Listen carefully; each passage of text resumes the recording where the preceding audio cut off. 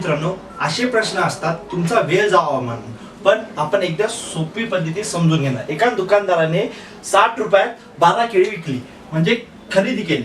खरेदी केली किती? 60 मध्ये 12. तर विकली किती? 30 रुपयात 5.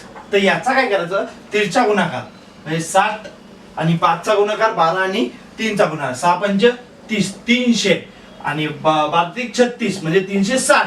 तर खरेदी केली 300 आणि विकली 360, म्हणजे प्रॉफिट कितीचा झाला? 60 रुपयाचा. तर आपल्याला काय करायचं सांगितलं? नफा किती टक्के झाला? तर टक्के करताना 300 खाली घ्यायचं.